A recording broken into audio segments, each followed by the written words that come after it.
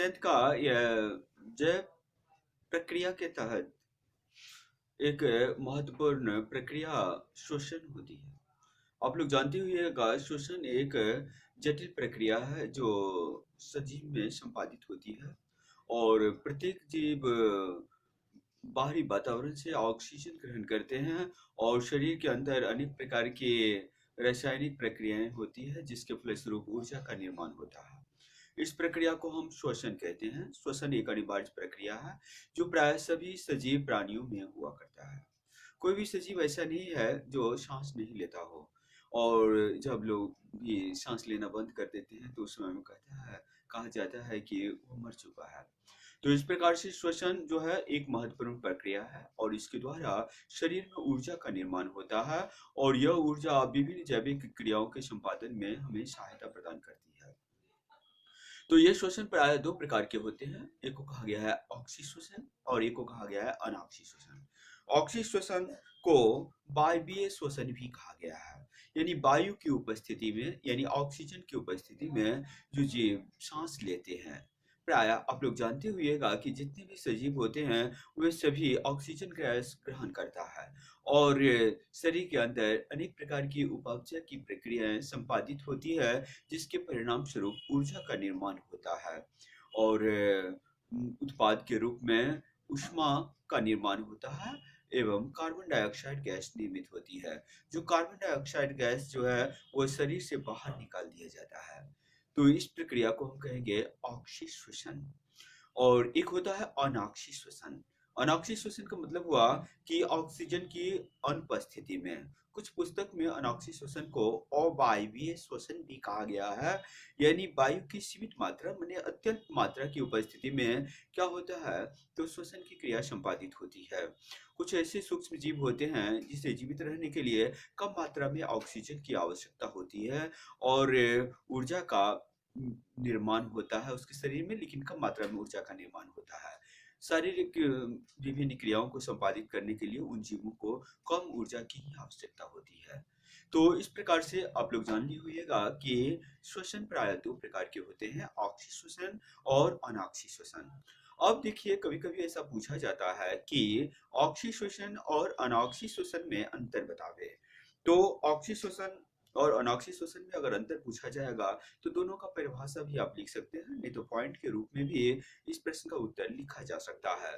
तो ऑक्सी श्वसन ऑक्सीजन की उपस्थिति में जो श्वसन की क्रिया संपादित होती है उसे हम ऑक्सी श्वसन कहते हैं और ऑक्सीजन की अनुपस्थिति में जो श्वसन की क्रिया संपादित होती है उसे अनॉक्सी श्वसन कहते हैं। दोनों श्वसन के फलस्वरूप इसमें भी ऊर्जा का निर्माण होता है, ऑक्सी श्वसन में भी। तो ऑक्सी श्वसन में अत्यधिक परिमाण में ऊर्जा का निर्माण होता है जिसका उपयोग जैविक क्रियाओं के संपादन में किया जाता है, जबकि अनॉक्सी श्वसन में कम मात्रा में ऊर्जा का निर्माण होता है और उसका उपयोग जैविक क्रियाओं के संपादन में की जाती है। ऑक्सी श्वसन के फलस्वरूप जो है वह 38 एटीपी ऊर्जा का निर्माण होता है, जबकि अनॉक्सी श्वसन में मात्र 8 एटीपी ऊर्जा का ही निर्माण होता है। उसके बाद ऑक्सी श्वसन के फलस्वरूप अत्यधिक परिमाण में कार्बन डाइऑक्साइड का निर्माण होता है, जबकि अनॉक्सी श्वसन में कार्बन डाइऑक्साइड का निर्माण कम परिमाण में होता है। तो इस प्रकार से आप 3-4 पॉइंट लिख दीजिएगा, ऑक्सी श्वसन और अनॉक्सी श्वसन में क्या अंतर पाए जाते हैं। हम लोगों को विशेष रूप से पढ़ना है मनुष्य के शरीर में श्वसन की क्रिया किस प्रकार संपादित होती है। तो आप लोग जानते होइएगा कि मनुष्य के शरीर की बनावट जटिल होती है, जिसके कारण मनुष्य के शरीर में विभिन्न क्रियाओं के संपादन के लिए विभिन्न प्रकार के ये तंत्र पाए जाते हैं। यहाँ श्वास मनुष्य के शरीर में श्वास लेने के लिए यानी श्वसन क्रिया के संपादन के लिए जो विभिन्न अंगों का समूह पाया जाता है उसको हम श्वसन तंत्र के नाम से जानते हैं। श्वसन तंत्र के अंतर्गत कुछ महत्वपूर्ण अंग हैं जैसे कि नासा गुहा, नेसोफेरिंक्स, लैरिंक्स, कंठ या ट्रैकिया, श्वास नली, फेफड़ा और डायफ्राम। तो इतने अंग जो हैं वह श्वसन की क्रिया के संपादन में हमें सहायता प्रदान करती है। आप लोग जानते होइएगा कि हम लोग सांस के रूप में क्या करते हैं तो वायुमंडल से ऑक्सीजन गैस ग्रहण करते हैं। यह ऑक्सीजन ये नाक के द्वारा ग्रहण किया जाता है। हमें मुंह से सांस नहीं लेनी चाहिए, क्योंकि अगर कोई व्यक्ति मुंह से सांस लेता है तो उस क्रम में धूल कण और कार्बन डाइऑक्साइड भी शरीर के अंदर प्रवेश कर जाता है, जो स्वास्थ्य के लिए हानिकारक है। लेकिन जब हम नाक के माध्यम से सांस लेते हैं तो उस क्रम में अगर धूल कण भी होता है वायुमंडल में, तो नाक में अवस्थित बाल के द्वारा उसे रोक दिया जाता है और शुद्ध ऑक्सीजन शरीर के अंदर प्रवेश करता है। यह गैस जो है वह श्वास नली के माध्यम से फेफड़ा तक पहुंचता है। फेफड़ा में पहुंचने के बाद वह कुछ जो है वह ऑक्सीजन भोज्य पदार्थों के साथ मिल करके ऑक्सीकृत हो जाता है, जो कार्बनिक पदार्थों के विघटन में या सरल अणुओं के रूप में परिवर्तित होने में सहायता प्रदान करती है। और कुछ ऑक्सीजन जो है वह रक्त के हीमोग्लोबिन से अभिक्रिया करके ऑक्सी हीमोग्लोबिन का निर्माण करता है। यह ऑक्सी हीमोग्लोबिन ब्लड के माध्यम से वह शरीर के विभिन्न कोशिकाओं में पहुंच जाती है, जहां माइटोकॉन्ड्रिया के अंदर गैस चक्र संपादित होती है, जिसके परिणाम स्वरूप ऊर्जा का निर्माण होता है। यह ऊर्जा जो है वह विभिन्न क्रियाओं के संपादन में हमें सहायता प्रदान करती है, और इस क्रम में ये कार्बन डाइऑक्साइड का निर्माण होता है। यह कार्बन डाइऑक्साइड हीमोग्लोबिन से अभिक्रिया करके कार्बो हीमोग्लोबिन का निर्माण करता है, जो पुनः हीमोग्लोबिन जो है वह हृदय तक पहुंचती है और वहां आकर के रक्त की के साथ प्रवाहित होकर के हृदय में पहुंचता है, अलिंद और निलय में। वहां आकर के फिर कार्बन डाइऑक्साइड जो है वो पृथक हो जाती है, और वह कार्बन डाइऑक्साइड फिर सांस के माध्यम से शरीर से बाहर निष्कासित कर दिया जाता है या निकाल दिया जाता है। तो इस प्रकार से श्वसन की संपूर्ण प्रक्रियाएं हमारे शरीर में संपादित होती है, जिसके परिणाम स्वरूप ऊर्जा का निर्माण होता है। तो शरीर में जिस ऊर्जा का निर्माण श्वसन क्रिया के फलस्वरूप होती है, उसे ऊर्जा मुद्रा कहा गया है। यह फास्फेट के रूप में होता है और जिसका माप एटीपी के रूप में किया जाता है।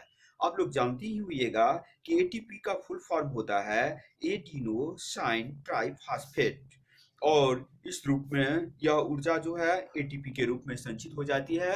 और जो जो हम लोग काम करते हैं, तो काम करने के क्रम में इस ऊर्जा का उपयोग किया जाता है, और पुनः श्वसन क्रिया के क्रम में ऊर्जा का निर्माण होता रहता है। यह प्रक्रिया हमारे शरीर में अनवरत रूप से चलती रहती है, जिसके कारण जो है हमारे शरीर में ऊर्जा का निर्माण होता है। कभी कभी ऑब्जेक्टिव क्वेश्चन में पूछा जाता है कि उसकी श्वसन की क्रियाएं कहाँ संपादित होती है, यानी माइटोकॉन्ड्रिया में। यही कारण है कि माइटोकॉन्ड्रिया को हम पावर हाउस ऑफ सेल कहते हैं, यानी कोशिका का ऊर्जा गृह। क्योंकि कोशिका में जो ऊर्जा का निर्माण होता है, कोशिका तो एक सूक्ष्म यूनिट होती है, और यह यूनिट जो है वो मिल करके शरीर का निर्माण करता है।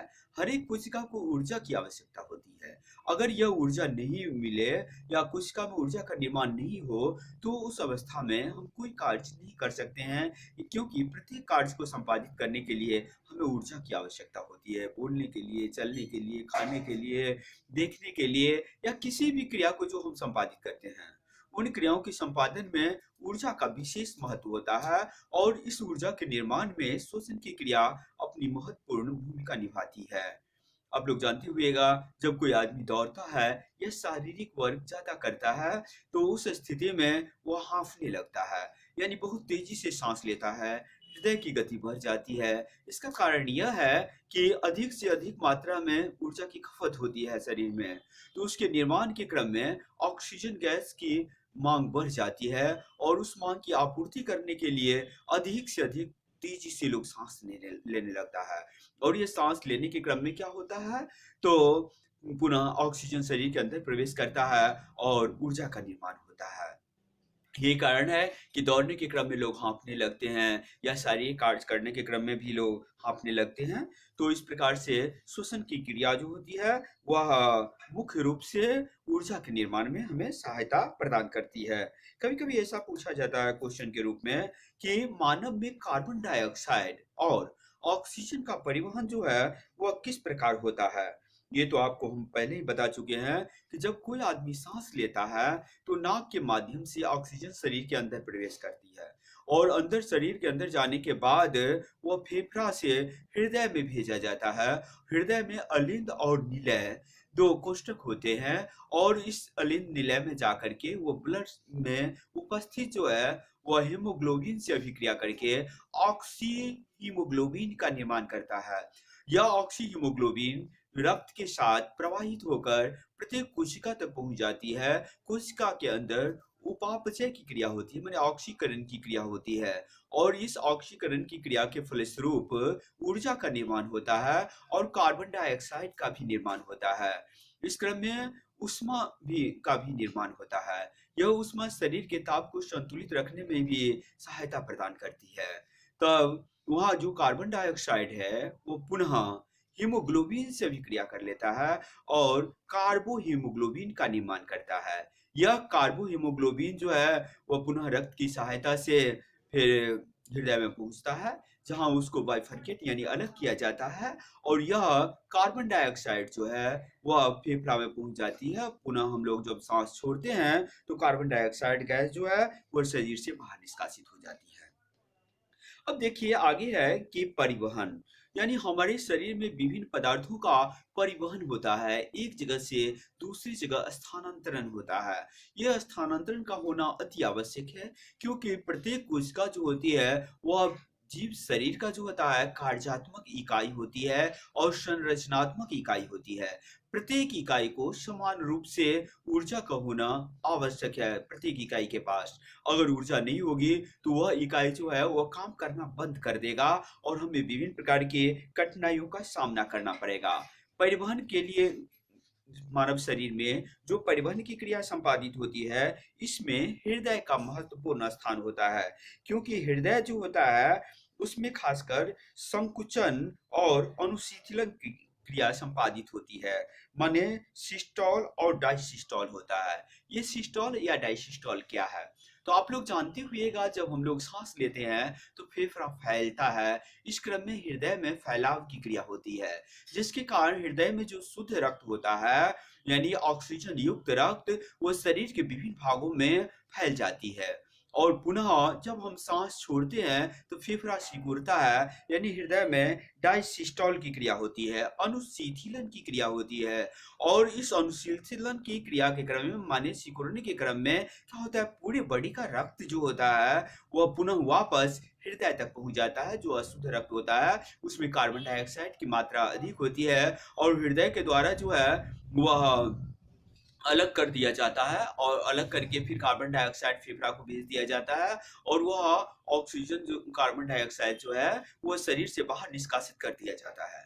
तो इस प्रकार से हृदय जो है वो मानव शरीर का एक महत्वपूर्ण अंग है, जिसके माध्यम से शरीर में रक्त परिसंचलन की क्रिया जो होती है वह संपादित होती रहती है। रक्त का प्रवाह जो है वह हमारे शरीर में कुछ विशेष वाहिनियों की सहायता से माने पाइप की सहायता से या नली की सहायता से होता है। इन नलियों में जैसे मनुष्य के शरीर में रुधिर वाहिकाएं होती है, माने जिससे रुधिर का प्रवाह होता है, यानी एक नली होता है हमारे शरीर में। ये नलियों का जाल बिछा हुआ है। इस नलियों को 3 वर्गों में बांटा गया है। एक को कहते हैं शिरा, एक को कहते हैं धमनी और एक को कहते हैं कोशिकाएं। यानी 3 प्रकार की नली हमारे शरीर में पाई जाती है, धमनी, शिराएं और कोशिकाएं। तो यह धमनी जो है वह मोटी दीवार वाली होती है। इसकी दीवारें मोटी होती है और लचीली होती है। इससे शुद्ध रक्त का प्रवाह होता है। यह शरीर के आंतरिक हिस्सा में पाया जाता है, भाग में पाया जाता है, विभिन्न अंगों के आंतरिक भाग में।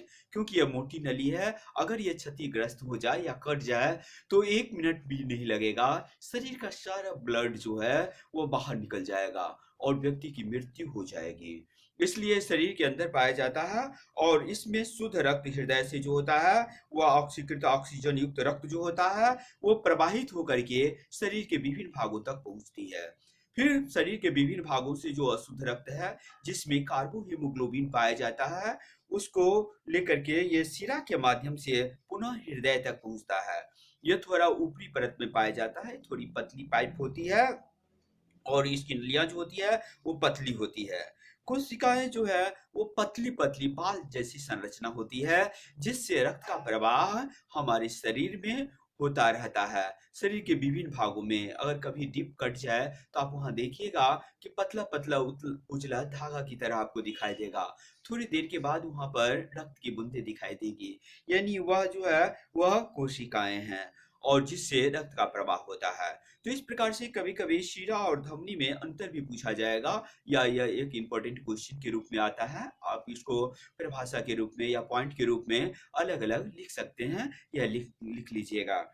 उसके बाद अगला है रक्त। अब रक्त को ही हम अंग्रेजी में ब्लड कहते हैं या इसे रुधिर कहा गया है। प्रत्येक व्यक्ति के शरीर में, स्वस्थ व्यक्ति के शरीर में कम से कम 3.82 लीटर यानी लगभग 4 लीटर ब्लड होना अति आवश्यक है। माने 3.5 लीटर से लेकर के 4 लीटर तक रक्त का होना आवश्यक है। यह रक्त जो है, इसका परिभाषा जो होगा, वो रक्त एक तरल संयोजी ऊतक है जो विभिन्न कोशिकाओं को आपस में जोड़ने का कार्य करता है और यह जो है वो विभिन्न पदार्थों के परिवहन में भी सहायता प्रदान करती है। शरीर के जिस पार्ट में, जिस भाग में अगर ब्लड नहीं जाएगा, उस भाग में ऐसा होता है कि वह अंग काम करना बंद कर देता है या ठीक ढंग से कार्य नहीं करता है। तो शरीर में सुचारू रूप से रक्त का परिसंचलन होना अति आवश्यक है। तो एक स्वस्थ व्यक्ति के शरीर में जो होता है वह 3.5 से 4 लीटर तक ब्लड होना आवश्यक है। रक्त की संरचना के तहत यह है कि रक्त में 3 प्रकार के कण पाए जाते हैं। एक कण को कहते हैं आरबीसी, एक को कहते हैं डब्ल्यूबीसी और एक को कहते हैं प्लेटलेट्स या उसे पट्टिकानु कहा गया है। अब देखिए, आरबीसी शॉर्ट नेम है जिसका पूरा नाम होता है रेड ब्लड कर्पसस। इसे हम कहते हैं लाल रक्त कोशिकाएं। ये लाल रक्त कोशिकाएं जो होती है उसमें हीमोग्लोबिन पाया जाता है। यह रक्त का महत्वपूर्ण भाग है और इसके द्वारा जो है वह ऑक्सीजन और कार्बन डाइऑक्साइड का परिवहन होता है। जिस व्यक्ति के शरीर में हीमोग्लोबिन कम मात्रा में पाई जाती है वह व्यक्ति अस्वस्थ हो जाते हैं। खासकर बीमार आदमी जो होता है, देखिएगा उसके शरीर में हीमोग्लोबिन की मात्रा कम होती है। अगर किसी व्यक्ति के शरीर में 5% से कम हो जाए हीमोग्लोबिन की मात्रा, तो उस स्थिति में बाहर से उसे रक्त चढ़ाना पड़ता है, अन्यथा उसकी मृत्यु होने की संभावना बनी रहती है। और एक स्वस्थ व्यक्ति को ये 12 से 13% तक हीमोग्लोबिन की मात्रा का होना अति आवश्यक है। तो जो कि आप कभी देखिएगा कि ब्लड टेस्ट जो कराया जाता है उसमें आरबीसी और डब्ल्यूबीसी का काउंटिंग भी लिखा रहता है, उसका परसेंटेज रहता है। इसके आधार पर डॉक्टर जो है वो एडवाइस देते हैं या दवा लिखते हैं जिसके खाने के बाद मरीज जो है वह स्वस्थ हो जाता है। तो ये आरबीसी एक महत्वपूर्ण कण है और अगर आरबीसी के अंतर्गत अगर हीमोग्लोबिन अगर नहीं रहे, मानव रक्त का रंग लाल होता है, इसका भी यही कारण है हीमोग्लोबिन। अगर जिसके शरीर में हीमोग्लोबिन नहीं होता है उसका शरीर पीला पड़ जाता है। तो पीला पड़ना भी एक बीमारी, पीलिया रोग हो जाता है उसको। तो इस प्रकार से हीमोग्लोबिन के कारण ही रक्त लाल दिखाई देती है और रक्त जो है एक क्षारीय पदार्थ होते हैं। हालांकि इसके घटकों को ये ठोस घटक या तरल घटक के रूप में भी बांटा गया है। कुछ उसमें स्लाइड कण होते हैं और कुछ जो होता है वह प्लाज्मा के रूप में पाया जाता है। तो इस प्रकार से ये आरबीसी आप लोग जान लिए होइएगा। अब एक होता है डब्ल्यूबीसी जिसे हम श्वेत रक्त कणिका कहते हैं या व्हाइट ब्लड कर्पसस कहते हैं। इसे संक्षेप में डब्ल्यूबीसी कहा गया है। यह हमारे शरीर में सुरक्षा का कार्य करती है। बाहर से जब कोई जीवाणु या हानिकारक जीवाणु हमारे शरीर में प्रवेश कर जाता है तो वह उसे मार करके नष्ट करने में सहायता प्रदान करती है। जिसके शरीर में डब्ल्यूबीसी की मात्रा कम हो जाती है उसमें रोग निरोधक क्षमता कम हो जाती है और वह व्यक्ति ज्यादा बीमार पड़ता है। अतः उस स्थिति में उससे एंटीबायोटिक दवाइयां दी जाती है जिससे डब्ल्यूबीसी स्ट्रांग हो जाता है और पुनः बीमारी से लड़ने की क्षमता उसमें बढ़ जाती है। तो इस प्रकार से ये डब्ल्यूबीसी का काम हुआ। उसी प्रकार से एक और कणिकाएं होती है जिसका नाम होता है प्लेटलेट्स, जिसे हम पट्टिकानु कहते हैं। यह प्लेटलेट्स ब्लड का थक्का जमने में सहायता प्रदान करता है।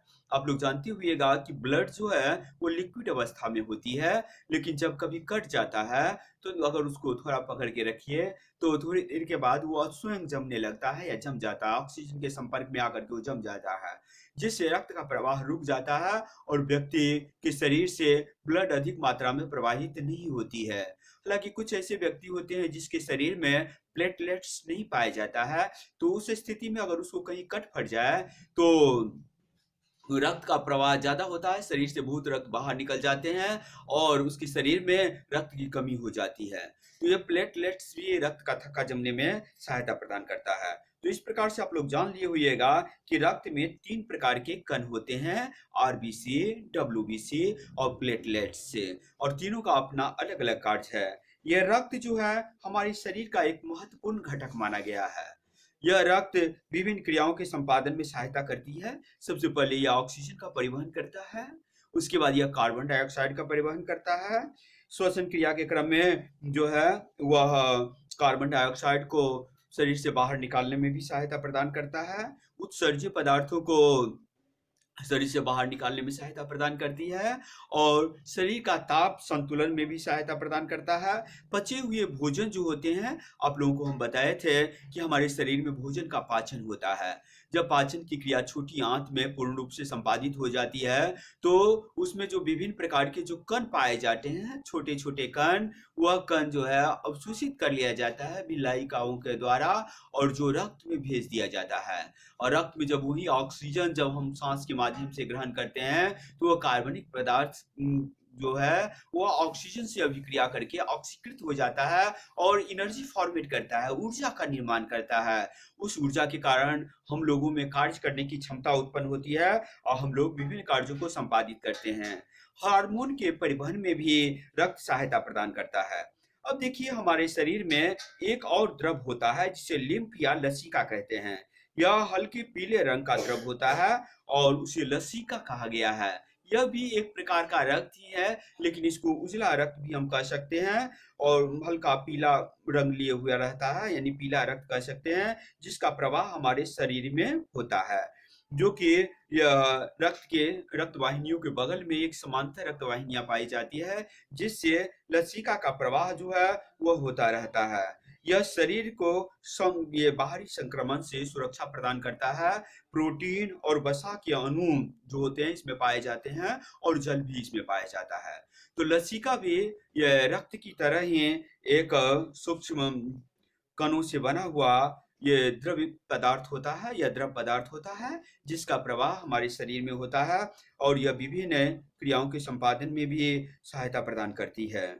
अब चलिए, मानव शरीर में जिस प्रकार से रक्त का प्रवाह होता है वैसे ही पौधों में भी, हालांकि जितने भी सजीव होते हैं सभी के शरीर में रक्त पाया जाता है, लेकिन पौधा का शरीर का रक्त जो होता है वो उजला होता है, या कुछ सूक्ष्म जीवाणु होते हैं उसके शरीर का रक्त जो है उजला होता है। इसका कारण है कि उसमें हीमोग्लोबिन नहीं पाया जाता है। अगर मनुष्य के रक्त में भी हीमोग्लोबिन नहीं हो तो वह पीला दिखाई देगा या उजला दिखाई देगा। तो हीमोग्लोबिन के कारण ही मानव का रक्त जो है लाल दिखाई देता है। अब देखिए, पौधों में भी विभिन्न पदार्थों का स्थानांतरण होता है। तो पौधा की शरीर की बनावट तो उतनी जटिल नहीं होती है जितनी जटिल अन्य जीव जंतुओं के शरीर की बनावट होती है।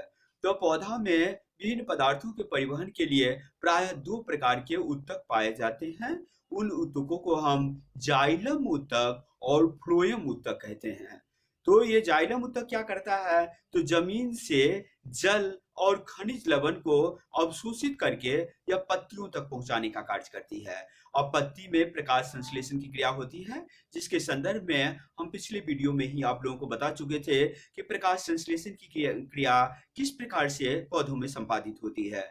तो ये जाइलम ऊतक के द्वारा जल और खनिज लवण जो है वो पत्तियों तक पहुंचाया जाता है और फिर उस पर जो कार्बोहाइड्रेट्स का निर्माण होता है वो फ्लोएम ऊतक के माध्यम से शरीर के विभिन्न भागों तक पहुंचाया जाता है।